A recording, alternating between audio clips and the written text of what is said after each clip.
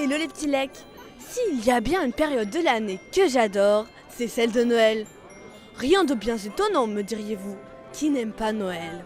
Et puis, quand on habite à Strasbourg, la capitale de Noël, et que l'on passe tous les jours au milieu de son magnifique marché, de son immense sapin et de ses illuminations, comment ne pas être au comble du bonheur?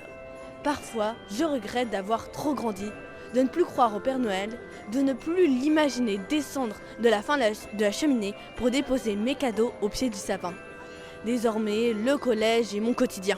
Mes rêves d'enfant disparaissent les uns après les autres et beaucoup de choses me semblent impossibles. Impossible, mais quel gros mot!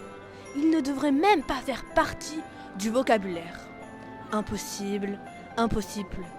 Tout peut devenir possible, mais pour cela, il faut y croire très fort, car avec une détermination sans faille, tout est réalisable.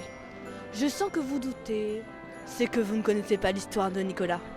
Nicolas est un enfant de 10 ans. Il vit seul avec son père Joël, un bûcheron.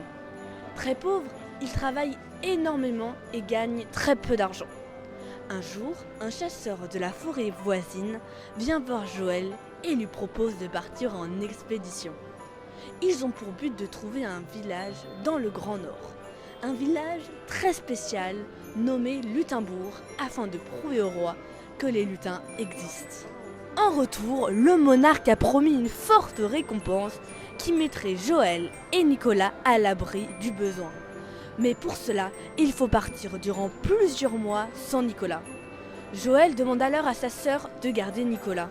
Mais ce n'est pas le genre de tante toute gentille qui vient de serrer dans les bras. C'est plutôt celle qui te fait dormir dehors dans le froid.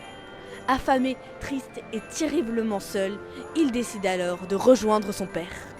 Sur son parcours, il tombe sur un renne blessé qu'il va soigner. Et ensemble, ils vont vivre une formidable aventure qui les mènera jusqu'à la ville des lutins.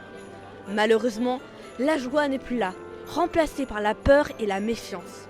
Nicolas décide alors de tout faire pour ramener le bonheur au pays des lutins. Ce magnifique roman écrit par Matt Haig et illustré par Chris Mould est le livre idéal en cette période de Noël pour découvrir le voyage initiatique de Nicolas. Oh, oups, j'ai dit initiatique? En aurais-je trop dit? Mais non, que croyez-vous? Nicolas n'a que 10 ans, ni barbe, ni habit rouge. N'allez pas croire n'importe quoi. Allez, je me tais avant de vous en dire trop sur ce magnifique roman que vous pouvez également retrouver en film avec l'actrice Maggie Smith. Vous savez, l'actrice qui a joué le rôle du professeur McGonagall dans Harry Potter.